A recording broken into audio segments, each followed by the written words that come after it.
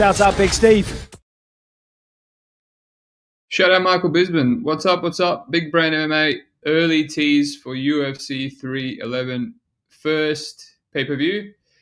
We're going to look at the odds from a betting perspective. We're going to look at the totals. They're out as well. See if we can bet on anything. See what sticks out without much tape.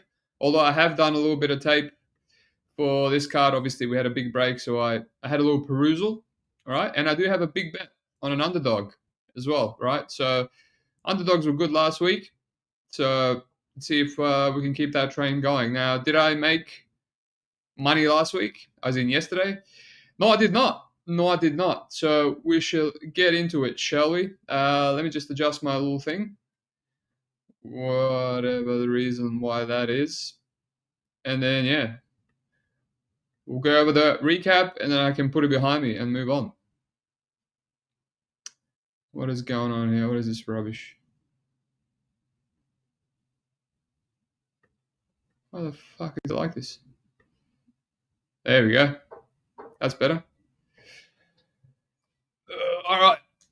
We've got a cloud in here. Let's go, baby. We cashed Big Dan this weekend. Subimania. Blah, blah, blah. Yes, I did say Dern was the side, but didn't capitalize. Dixon, it's a chalky donkey card. Yes, it is. Yes, it is. Parky, the dogs are barking. Good to have you back, Parky. 2 for 2 on his underdogs last week, Bruno and old mate. All right, let's get into it. So, had no bets on the regionals, right? We had one FC wet at LFA. I did tape it.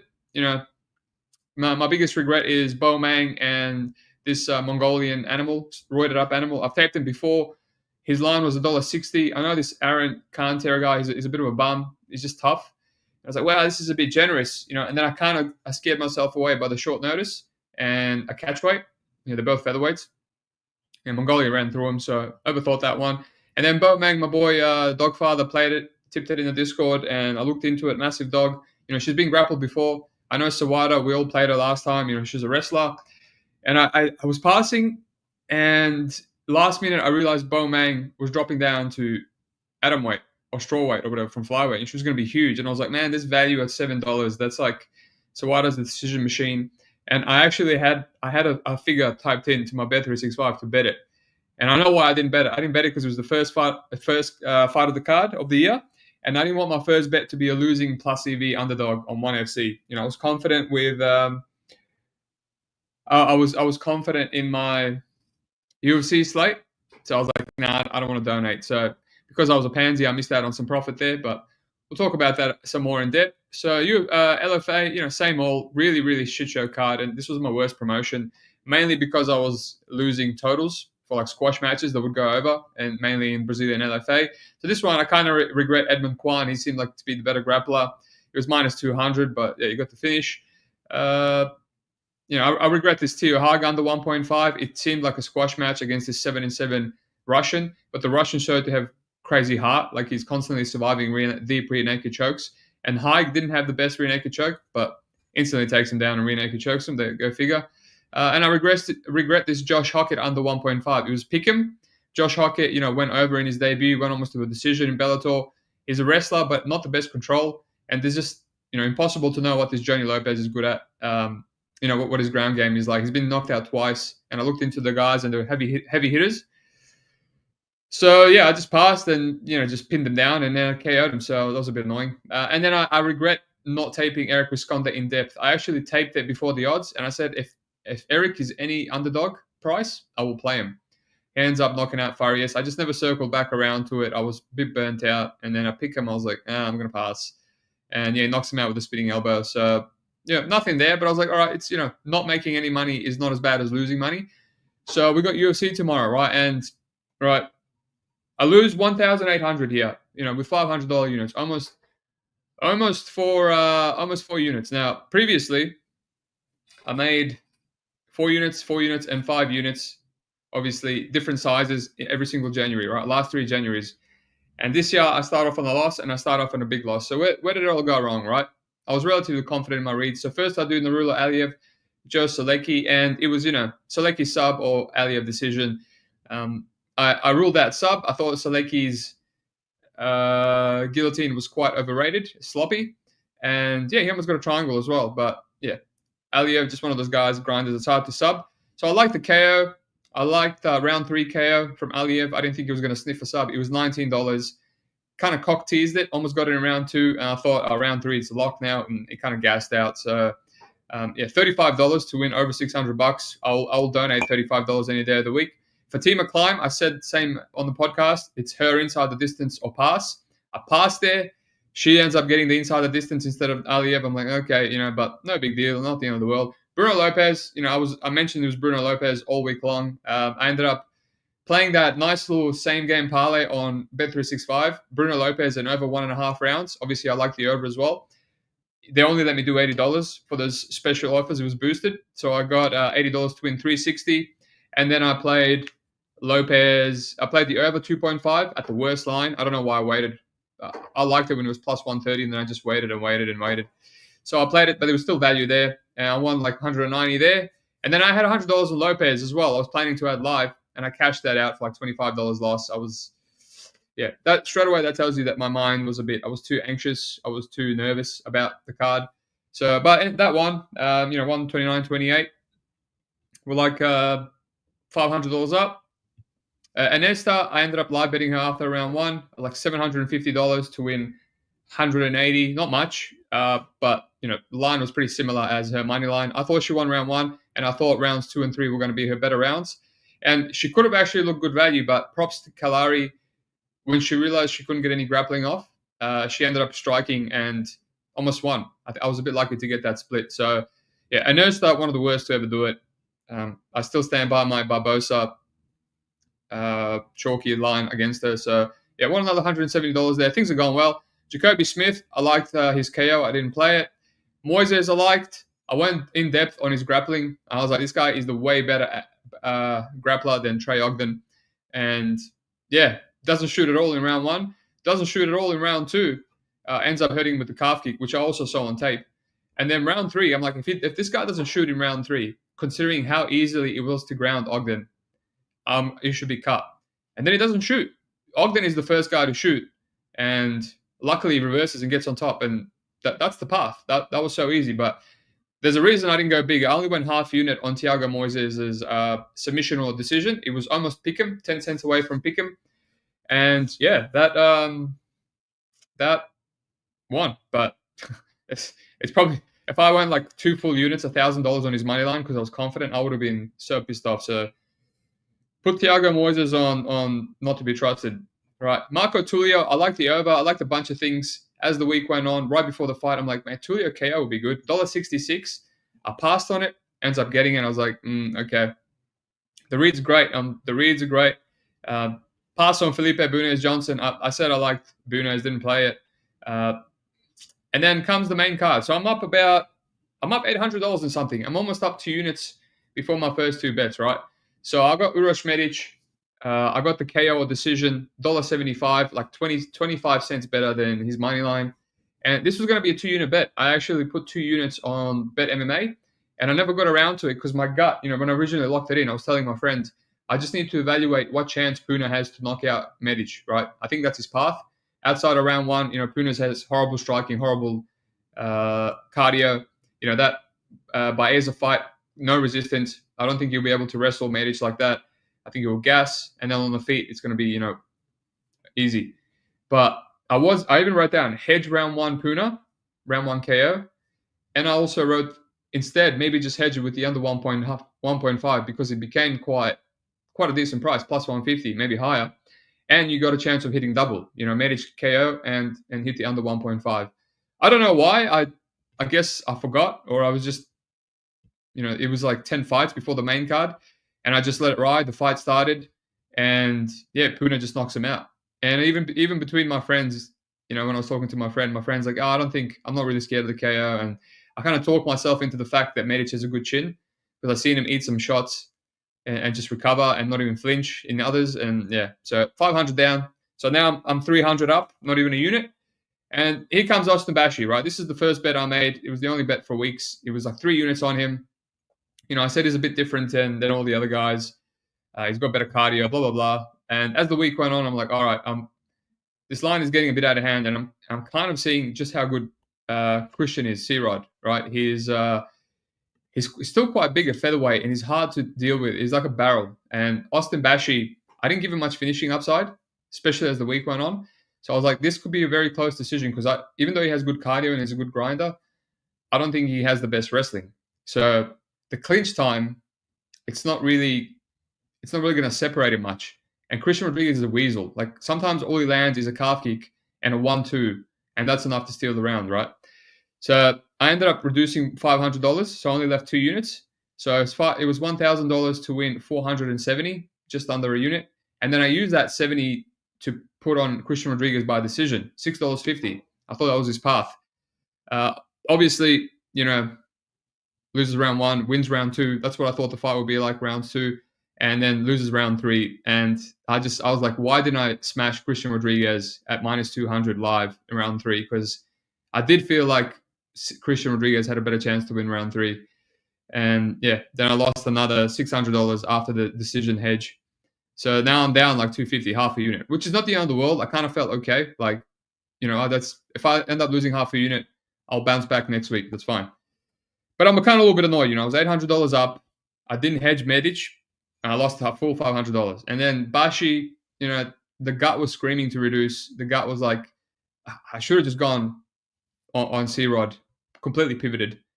Now, this is why I lock my bets in last minute, because the reads that I get right before the card starts or when the card starts on the day are my strongest reads. But yeah, so that was a bit of regret. So now I'm 250 down, but I'm like, all right, just be patient, just play it safe. You don't have any bets on the rest of the card, but you got plenty fights to just find something. One live bet. So Kopylov Curtis, I tried to live bet Curtis as it looks like he was taking apart Kopylov, but thank goodness Curtis was a big underdog. Thank goodness that they actually answered my phone for live betting, and there was no line, there was no reception. I was like, hello, and then they hung up on me. Thank goodness, because if I lost that Curtis bet with that, with the 2 groin kicks and whatnot, I would have been pissed. I would have lost it. So I was like, well, I dodged the bullet there. So I was a little bit happy about that. Then I played the over 2.5 in the Hassan Almeida. I said I don't really like the over. A lot of people like the over 1.5. I didn't really like it at chalk because both these guys hit very hard. So I was like, why not just play the over 2.5? If it goes over 1.5, it will most likely go over 2.5 because both guys will gas. So I played it at plus money. I could see it going like the Buckley fight, and it looked like it was going that way until Hassan cracked him, and then it was just all hell broke loose. So that was always the risk. So now I'm $500 down. And then we go to Ponzinibbio Harris, and I was like, all right, I'm going to trust my gut. One of my friends on Twitter was like, trust your gut, your initial gut on Harris. Heaps of money came in on Ponzinibbio. I was like, yeah, this is my kind of bet, pivot. Go against the CLV. Let's do it. So I bet $100 on Harris KO, which is paying $6.50. And then I was like, oh, I reckon he can win a moments-based decision of multiple knockdowns. So I bet another $200 on his money line. So now I'm like $300. And then round 1 happens, and 3 knockdowns. That last one, where his eyes roll back, just one punch more. That's it. I win 500 and something off the KO on the money line. I break even. I'm done. That's a win for me after being down $500. And it doesn't happen. And I'm just like, all right, Harris looks like shit. Round 2 comes out. He gets hurt, but then he hurts Ponzinibbio back. And I'm like, I'm sweating. I'm not going to do anything. I'm probably going to lose my $300 here. And I'm already thinking I made $100 down for the week. Which, again, not the worst thing. And then I'm not going to name him. One of the boys is in the Discord. He's a sharp kid, very sharp. And he's like, oh, this live line is crazy. Why is Carlson Harris not a massive favorite? He's 2-0 up. And I'm like, all right, this is getting a bit carried away, right? It's Ponzinibbio has the best round 3. He always gets round 3 KOs. He comes back, and there he is. You can name me. Nah, it's all right, bro. I don't want you to get offended or something. Pirate was doing it, and this is all me. This is all my fault, right? So I don't blame anyone. And he's like, yeah, this is whatever. Why I'm going to smash it live. And I'm like, I don't think you should do that. And then obviously I'm chasing, right? I'm chasing, and I end up, I'll wait for 2 minutes of round 3, just to see if Ponzinibbio is going to crack him or something. And Harris is looking good, man. Harris is looking good. He's winning round 3. And I'm like, all right, there's only 2 minutes to go. I'm pretty sure Harris is winning this round quite clear. And he might even be 2-0 up. I'll call up, fuck it. I'm always scared with my live bets. I'm always regretting that I'm passing on the leans. I'll call up. I'm only going to win $100 because of the KO loss for the money line. So I was like, I'll put another like unit on it. I'll put $500 on unit. I swear, not even a minute later, Ponzinibbio knocks him out. So now I'm down 1,300, and now I'm tilted. Now the tilt is like through the roof. It's like, wow, I just lie bet this guy and he gets knocked out. I was only down 250, and now I'm down heaps. I was up $800 before Medic. And it's like, the things go south as quick as they can possibly go south. And then I go up again to Dern Rebus, and just like the Visconti, the LFA main event, I never really circled back around to taping it properly, but I did say this is clear Dern or pass. Like Amanda Hebus at minus 200, no way in hell. I think these girls are on a similar level. I didn't really understand, it was like a massive public play. And I said, if anything, I'll rather live bet Rebus, right? Because Dern, around 3, 4, and 5, she gets sloppy, the cardio, and, she can easily get taken down and whatnot. So round 1, sloppy fight. Dern gets her down. Rebus doesn't get up. Then Rebus takes her down. Dern doesn't get up, but sweeps her at the end. Again, Rebus takes her down in round 3. I called up at plus money. And then by the time they put my bet down, it's minus 200. That should have been a sign for me to hang up. I put the bet on. I put 500 on Rebus at minus 200 because I'm like, after this, she's going to take it down round 4, and she's going to take it down round 4, and the line's going to be even worse. So I'll just take minus 200. No, I swear, not even a minute later, Dern armbars her. I'm so tilted right now. I'm like, now I'm down 1,800. Like, I try so hard for months. I'm taping, and I'm like, all right, I had a rough 2024 when I really needed the money for a wedding. And the wedding is now less than 2 months away. And I did really well. I almost got 30,000, and a lot of it was in November, December, just going back to my basics, discipline style.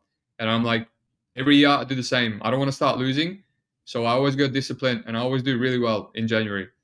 And I was like, I'll be disciplined. And then it just all went to shit in the last 2, 3, 4 fights. And I'm like, how the hell? It's almost like I went to the casino and blew my mortgage on the roulette. That's how I felt. Obviously, nowhere near. It's like I lost not even $2,000, and it's literally the first event of the year, and I'm not broke. But I was like, how did I go from 800? And just the reads were spot on. Everything was spot on. 14 fights of perfect reads and just bad decisions here or there. And it just fucked me. And I'm just like so tilted, and I'm still tilted today. I wasn't going to do an early tease, but I want to get out of the way. I want to put it behind me. And, I'm just motivated to I have to work backwards. Now I have to make profit to break even for January. So it is what it is. That's, I've had worse tilting moments. I've had, 3 years ago, went all the way down to 0 almost halfway through the year, and then came back to 25,000. I've had last year when I wanted to quit, drop my units to 500. This is like just another one of those, and it's just one card. So, but this is where we're at. Really good December, right? Finished on almost 30,000, 33, 34 units almost. Again, great year in retrospect. The only bad thing is that I had to drop from 2,000 to 500. It's a big step back. And this is where we're at, almost 4 units down. Never had to do it before.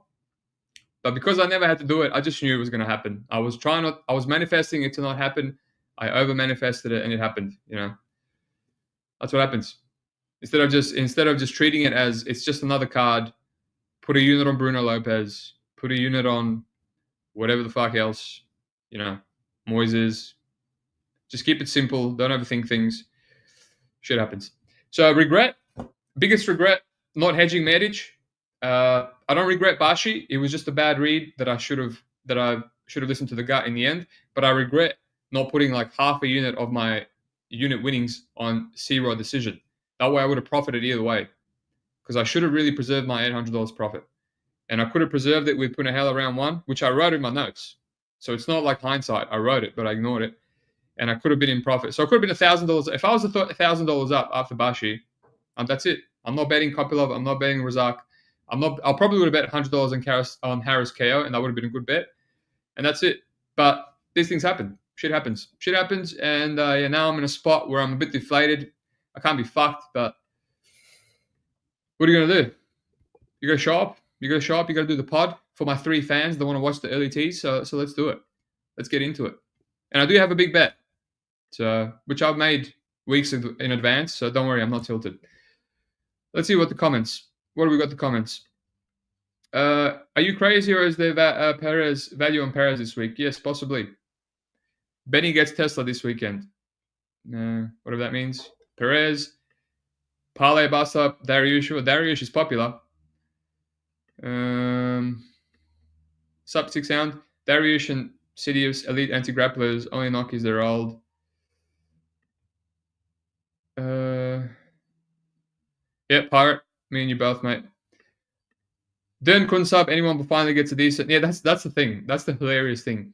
Dern hasn't finished anyone since 2021, and she's fought a bunch of white belts. Like Jan and Marina, I think, is a black belt, but she's had other worse girls on the ground, and then all of a sudden she submits Amanda Hebus, who's a judo and a judo black belt from the guard as well. And not only that, but Rebus gets out of the first armbar. She's in bottom mount. And then with 20 seconds to go, she's pulling her up. She's pushing on the chest. And it's like, everyone could see the armbars coming with 20 seconds to go. I'm like, Dern's about to go for this armbar. That's what she does with 20 seconds to go. And then she gives it so easy. And then she early taps as well. And it's like, what? You're in mount with 20 seconds to go. Why are you extending and giving your arm? Strange. A lot of strange things happen in MMA. Look into it. Parky, we've all been there. When it goes wrong, it goes wrong. Yeah. It just sucks. First. I like the start of the year to be, it's meant to be, I left the last year behind. We're starting fresh. I always kick off. I always make most of my profit in the first half of the year, but what are you going to do? You can't keep complaining. Shelter, you're chalk cursed. Comeback starts now. Yeah, whenever I lose, it's a chalk, man. It's a chalk. I love my dogs. But all right, let's get into it. Tagir versus Clayton Carpenter. Yeah, interesting fight. Old mate Tagir never fights, and now he's getting Clayton Carpenter, who's not even ranked, and Tagir should be getting a highly ranked opponent so he can actually push for the title shot. But yeah, I see people saying he's a parlay piece. Maybe Clayton surprised me against Rocha. It was like the toughest guy he's fought. He's kind of ran through him. So yeah, I'm not rushing. So we'll see. We have totals for this. So for this one, the over 2.5 is almost the same price as Tagir. So, makes sense, I guess. Both seem tough. I don't see Clayton finishing Tagir. Tagir could maybe finish him if it's a levels fight, but nothing I'm interested in now. Alrighty. Ricky Tercios versus Bernardo Sopai. Yeah, Sopai, decent size favorite. I'm not really a Tercios guy. He's one of those guys that needs, a scramble, heavy split decision, and I hate him. I would like some finishing upside on my underdog, unless his decision equity is actually strong. I see a lot of people think Sopai is going to gas, but just because he gassed on short notice against Oliveira, but I'm not so sure about that. So the total here it's quite generous, actually. The under 2.5 is plus 160. So Sopai has big power, and he's KO'd people before, and Tercio has been knocked out in round one before too, so by Mana Martinez. That could be the side. We'll see. All right. Let's move on. Rinya Nakamura, Moin Gafarov. Yeah, Nakamura, huge favorite. This is the toughest guy that he's fought, Moin Gafarov. Gafarov is no slouch whatsoever. Just beat Kwang Hyun Kang recently. That was a bit of an underwhelming performance. He almost lost that fight. And yeah, he loves to get guillotined. But yeah, he's got power. He's a decent sized wrestler. He's explosive. He might be able to match Nakamura's explosiveness, but I don't know, man. I have to look into it. The total is, I think it's another tempting one. Under 2.5 is plus 180. I mean, again, both of these guys have finishing upside. Look into it.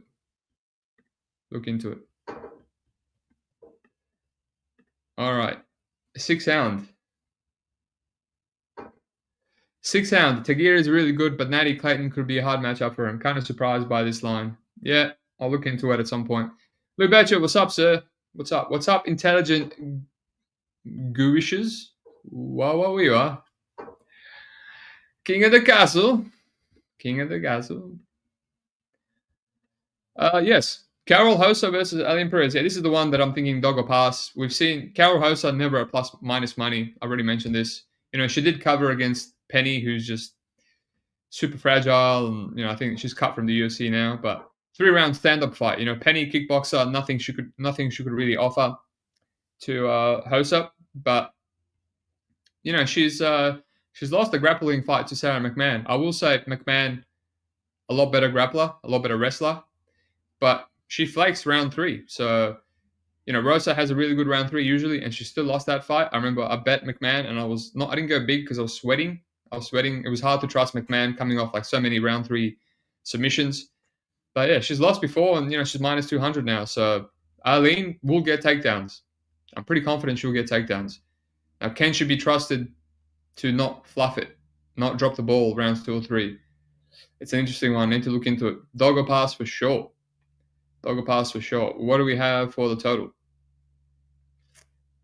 Under 2.5 plus 375.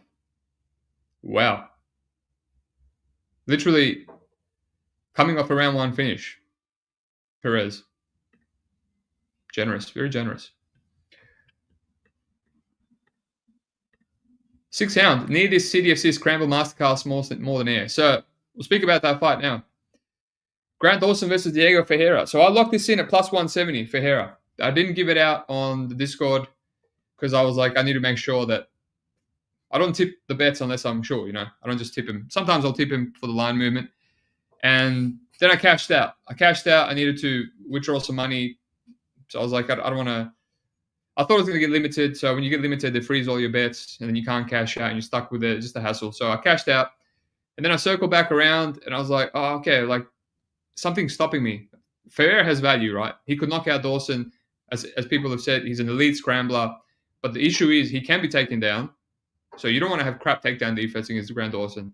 And it's hard to scramble against Grant Dawson because obviously he does the backpack and he's improved his control. He's a lot more top heavy now rather than when he was scrambling. I tend to think that Diego Ferreira probably won't be backpacked. He was backpacked by Gillespie for a second when he was really gassed and he still got out of it really easy. Like he just has the technique to break down the body triangle. So I tend to think that won't happen here. He's like a 3rd degree black belt, but there's not much footage of people trying to, body lock him. But something was still stopping me. Obviously, he's old. Obviously, because he can be taken down, and he was rinsed by, chinny grapplers before, like Dariush and twice. And obviously, Gillespie broke him. So Grant Dawson has that archetype. And Grant Dawson has better jiu-jitsu than Gillespie. So he might not be as good of a wrestler, but he's very tenacious, has very good cardio, and he can also have better jiu-jitsu. So something stopped me. And then today, again, when I saw the line was going to move drastically, I locked in Ferreira plus 140 again. So I haven't retaped it, but I've taped, I keep taping and stopping before the first UFC even started. So that's where I'm at. There's got to be some value in Ferreira, just for the fact that he could knock out Dawson. But this fight reminds me of Grant Dawson versus Erosa. That was a fight where Dawson couldn't really hold Erosa down. Erosa kept getting up. He's another good scrambler. And it was kind of competitive, but Dawson still won 30-27. In round 3, Erosa finally stopped getting up. So I feel like we could see that here. Ferreira scrambling, and eventually he just stops because he's more tired, more gassed. But yeah, it's going to be value. There's going to be some value. All the homies hate Dawson. I don't hate him, He's been a money train. Thoughts on the totals for Dawson? Yeah, well, let's have a look. I'm sure it's going to be tempting. Very tempting because I just said he can knock him out. Pick him. Let me do some wiki capping, shall we? I mean, I know Dawson gets his rear naked chokes after the 2.5 mark a lot of the time. Mark Madsen just under, Jared Gordon with 49 seconds to go. Leandro Santos with 1 second to go. And also Diego Ferreira got a knockout over Rebecki with 9 seconds to go. So all those 2.5s didn't cash. But what I will say, the level of competition is crazy here. Why is Dawson such a big favorite? I don't even know if Dawson will beat Rebecki, right? He hasn't fought someone like Gamrot. He hasn't fought someone like Dariush. Even Taisumov, even Rustam Kabilov. So just based on that, the line is disrespectful. But yeah, I already have one dog, and now I have 2. But do I want to be coming back from my 4 units down by betting 2 underdogs on a pay-per-view? We'll see. I don't believe in trends, but we'll see. The problem is, even though the line looks crazy wide, there's a path for Dawson to look minus 200, but Dawson feels like terrible nail. Yeah.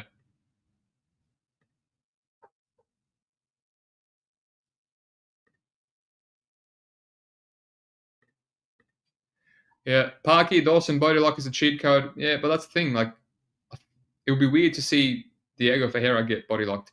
I mean, even old mate Gordon couldn't get body locked until later. Someone will drown. Yes, it will be a sick fight. All right, Zachary Reese versus Cedric Dumas. I take this one a bit. I mean, Dumas is awful, right? I see people, saying that Reese has bad cardio, but it showed to not be that bad against Medina. And Dumas is slowing down, like, man, versus Dennis Talulian and Abu Azaita. Like, the people that he's beat, I actually cannot believe that Dumas that he has a winning record and it's 3-2 in the UFC. And his wins and his losses are like Josh Friend cut, Cody Brundage should be cut, Abu Zaita cut, Ruziboyev only decent guy, and Dennis Talulian cut. They couldn't give this guy any worse fighters. If they couldn't give this guy any worse fighters, but he's somehow 3-2, and he looks trash in every single one of them. He's lucky that Cody came in there just mentally broken. He's lucky that Abu is Abu, and Dennis Talulian just like the worst guy they could possibly give him with no ground game, and he made a meal out of it. So. Yeah, I mean, I think that Zach really should beat him, but there's that whole first 5 minutes where Zach is, it's got that tall man defense and is quite hittable. There might be some danger there from Dumas, but other than that, I think Reese is live to sub him. I think Reese is live to knock him out. Yeah, it's just, but I don't know. Could be better parlay pieces than Zachary Reese, or maybe there isn't. Jelton Almeida, my boy Pirate, the live betting extraordinaire. He told me to look into this one as a smash spot. It makes sense. It kind of reminds me of the Romanov fight. Jelton Almeida will take down every single person. But will he run through Spivak like Romanov? I don't know. There's not much footage of Spivak of his back other than the Tabura fight. And then, the Olenek fight where he showed good submission defense. And then obviously the recent one where he showed to have the best guard in the world when he armbarred Marcin Tabura from guard. So, yeah, I mean, it makes sense, but he is a good grappler, and he's a sambo guy. So I don't know, will Jelton just run through him? Spivak's also semi-athletic too. He's not a fat guy like Shamil and all these other dudes that old man has been running through. So I think Spivak has a bottom game. So it's kind of just stopping me. It's like, what if Spivak tries to wrestle Almeida? I've seen Almeida hit a underhook from half guard and stand up. So I know he can stand up. He's done it on Contender Series, and he's done it against Lewis when he was eating some brutal ground and pound. But I played him against Blades, man, and kind of got knocked out there. So 6 round. What does Spivak win even look like? It's probably some meme KO, like the Blades thing, or an armbar, or who the hell knows? Maybe even a decision. Maybe Almeida gets tired from actually grappling a competent grappler, the Sambo dude, and gets grappled himself. Who knows, man? But, could be a parlay piece.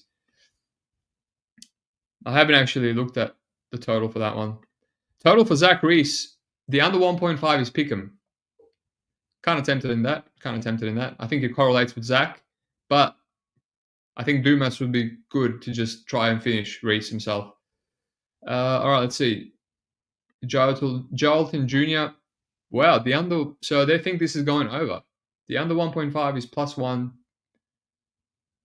Plus 125. Interesting. Very interesting. Alrighty. Peyton Talbot versus Raoni Barcelos. I mean, what a line, right? What a line. It's a step up, but at the same time, Raoni's so washed now. And yeah, what is he? 38, 37? Yep. 37 and just gets dropped a lot. And that fight against Christian Quinones, man, just barely beat him. Went life and death, tore his shoulder. I remember live bet Quinones. Some of the live bets I've had were so tilting. I live bet Quinones when I realized that Raoni tore his shoulder, and he still beats this guy. So it's just hilarious. But yeah, honestly, yeah, it's just, will Peyton finish him or not? Peyton, let's have a look. He's got his power all of a sudden now. Yeah, I mean, I guess it's under 1.5 potentially. What is that?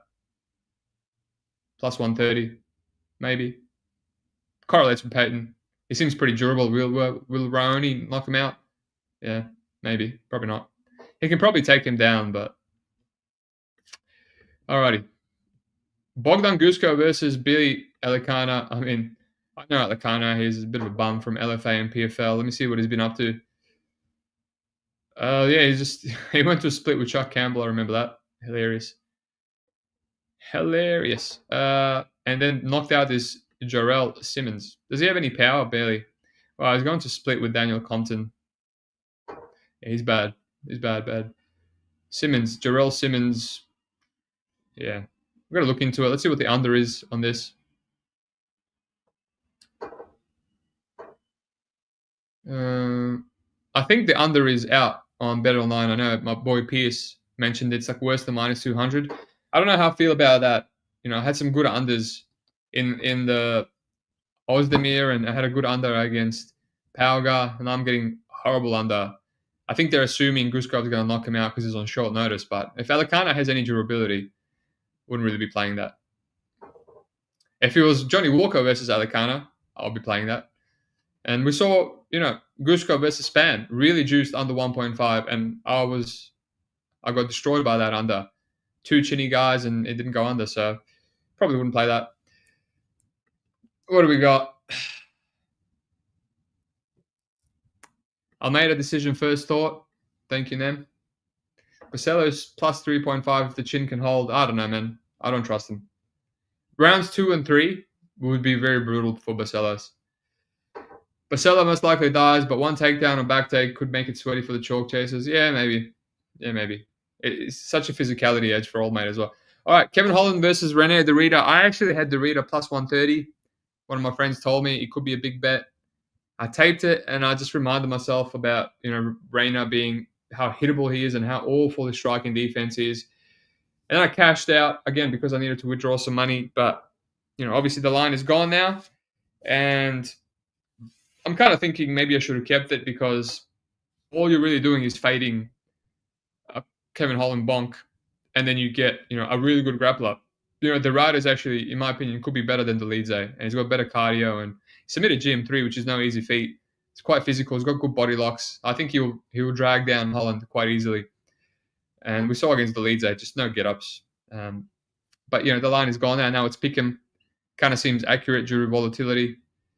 It's set at 1.5 as well, which is quite annoying.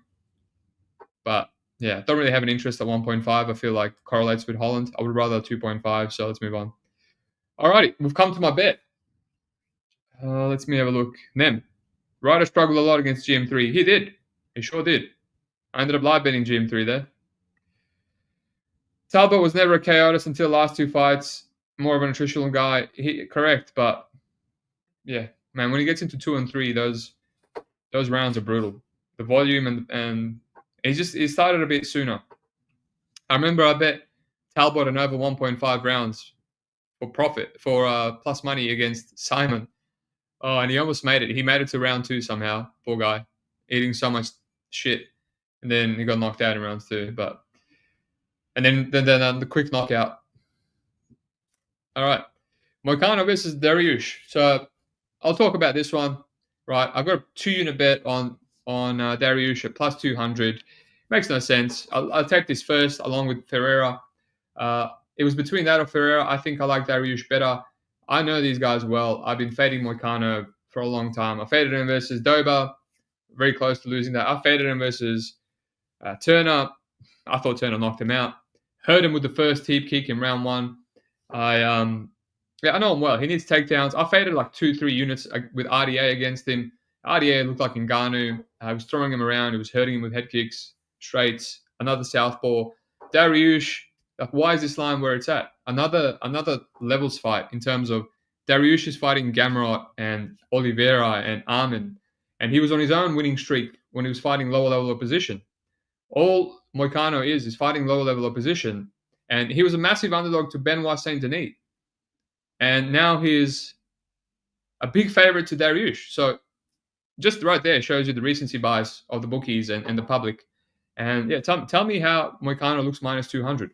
He looked minus 200 versus BDS. He didn't look minus 200 against Old Mate. It looked like a pick'em fight against Doba. It looked an underdog versus Turner until he got the takedown in round 2. But Turner is just known to fluff. And yeah, he looked minus 200 against BDS, but he's fragile. He's always bloody. He's always getting hurt. They're a similar age. Moicano's been knocked out just as much as Dariush, right? Pretty much every time he loses to a step up, it's by a brutal knockout. So he's not the hardest hitter, but I will say, Dariush is so chinny. I do think that a left-right or a 1-2 from Moicano, who's a bit cleaner, could definitely hurt Dariush. But will it knock him out? I don't think so, man. Like he's been hurt by Doba and by Close and others and recovered. He's happy to be in the pocket. He's been hurt by CDF, and he kept swinging back. Like he's tough. You have to turn Dariush off. Now, can Moicano take him down and like maul him with ground and pound? He has really good ground and pound. I don't know. No one's really done that. Like Dariush has elite takedown defense, right? I noticed that when taping him for Gamrot, and then obviously in the Gamrot fight. He was submitted ages ago by Chiesa, which anything's possible. He has much higher credentials than Chiesa, and I guess that could happen here too because Renato does have an elite rear naked choke, but that would be such a surprise because Dariush, is not that low of a level. Dariush generally is a higher level than Moicano. Moicano doesn't have any good wins, man, in the UFC, right? And sure, Turner and BDS might age well because they're going to be ranked guys, and Turner will probably knock someone out, and BDS will go and maul someone. But style-wise, those guys don't care about their takedown defense, and they don't care about get-ups. And if someone like Moicano gets on top, he can maul him. So it's good style, perfect style. So, yeah, this makes no sense to me. Like, Dariush could knock him out as well in round 1, and then it looks like an amazing dog shot. He hits harder. They're both chinny. Whenever I ask someone, why are people playing Moicano? People just tell me he's old and washed. But that's the same thing I heard when he was fighting Gamrot. And he 30-27 Gamrot. Right? Now, I guarantee you Gamrot would actually knock out Moicano, right? Gamrot almost knocked out Dan Hooker. He's got underrated power in that right hand. I guarantee you Gamrot would probably knock out Moicano over the course of 3 rounds. Or we'd get close. Or we'd knock him down at least once. So, yeah. It just makes no sense. Now, the only thing that I don't like about this fight is that the whole world is on it, right? No one was talking about it when I locked it in for 2 units, like 3-4 weeks ago. And the line wasn't moving, and even my action couldn't move it. And I'm like, what's up with this line? Am I missing something? And when Moicano made an announcement, I actually thought the fight was going to be off. But he was selling some stupid shit. So yeah, Moicano's got a podcast. He's doing other stuff. Like he's not even concentrated, man. He was selling something. So I was like, something's fishy about this fight. And then finally now, fight week, everyone on Twitter is talking about old mate. Everyone here is like, oh, Dariush. So finally people are seeing it, but don't like being on this public dog, man. Don't like being on the public dog. I'll retape it again. I'll make sure I'll listen to my gut right before the fight starts. But yeah, I mean, it's just, this should be a pick-em fight at worst. Let's say Moicano is 60% due to trajectory, due to having wins and being confident, and Dariush maybe being a little bit low on himself. At worst, 60% Moicano. But yeah, just a strange one. Jiri versus Jamal Hill, like this is another perfect light heavyweight fight. Whenever like Poatan or Jiri or Jamal Hill is involved, it's like volatile and someone can get knocked out. Pick 'em, makes sense. What's the under going to be? I'm going to look at the total for Dariush as well. The 2.5 for Dariush Moicano is 170. Interesting. Both guys chinny. Potentially. I expected better. I thought it'd be plus money, but Jiri Jamal Hill under 1.5 is plus money. Okay, interesting. That's all I'm going to say about that. And all right, now we get into the 2 juicy main events and co-main events. Umar versus Merab. I mean, people have been saying, Merab and Armin, crazy line. They both have some value, but it hasn't really been moving much.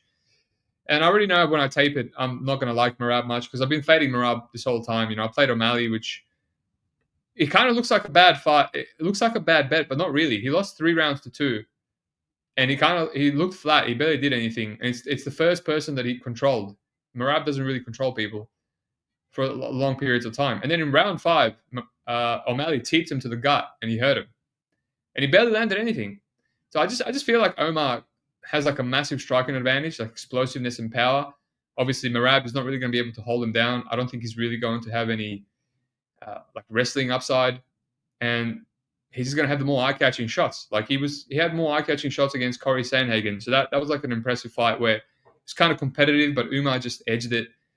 So I already know when I tape it, I'm going to feel like that. Like there might be some minimum value, there might be a trap on Merab. So yeah, I haven't done any tape, but that's how I feel. Totals, yeah, of course, over 4.5 is going to be juiced.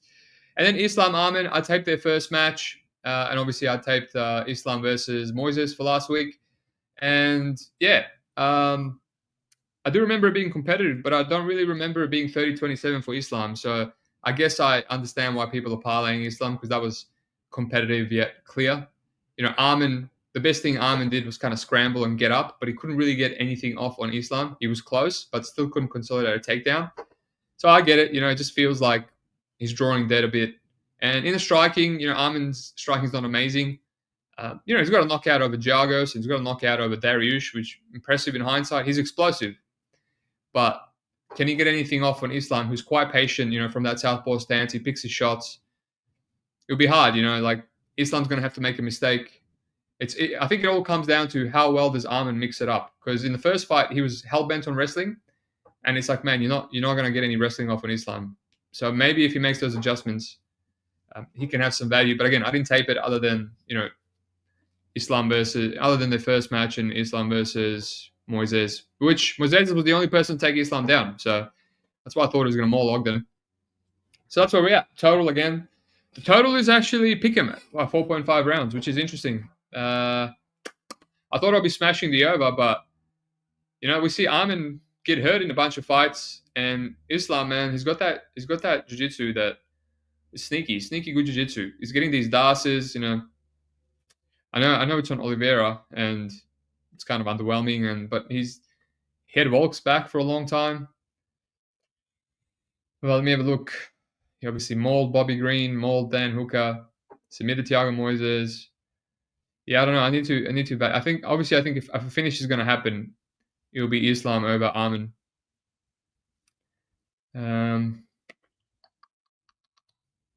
Yeah, I might have to force this over and pick him. Seems generous. Islam submitting Poirier, like, no surprise there. It took him way too long to do that. All right, that's where we're at. So let me have a look.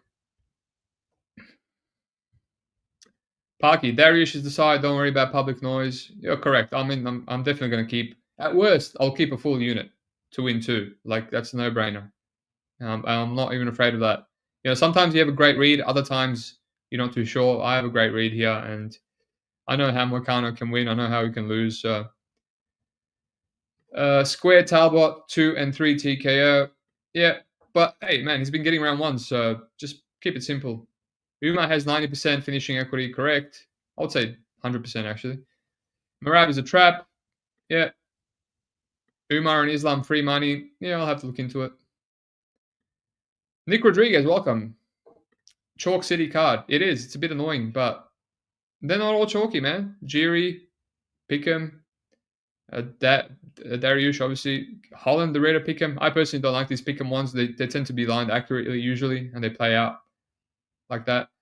But yeah, maybe I can lock in some easy parlays and give myself some profit. But I'm like I said, I'm a bit deflated.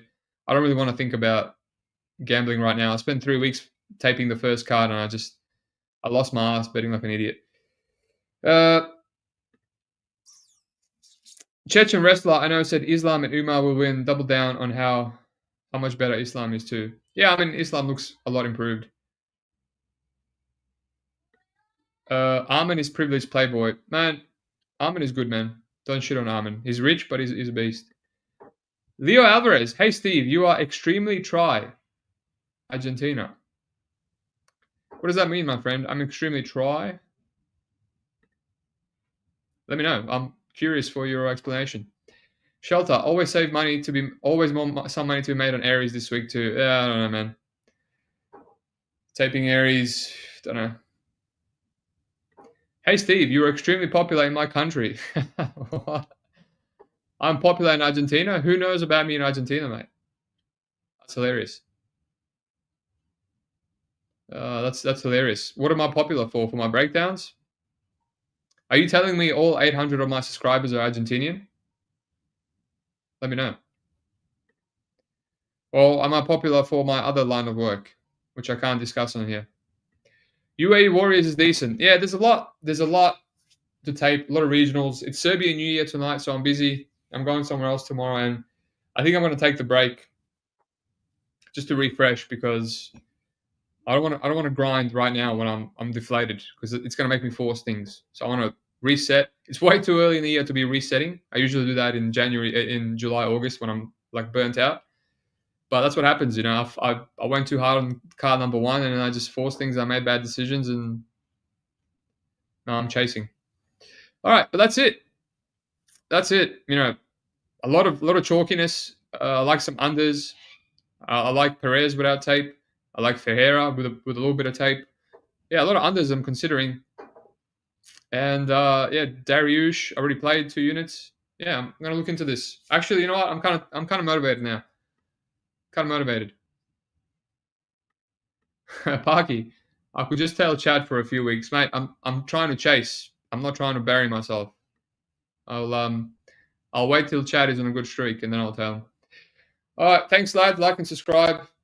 You should have a podcast from me end of the week with some good bets. Peace out.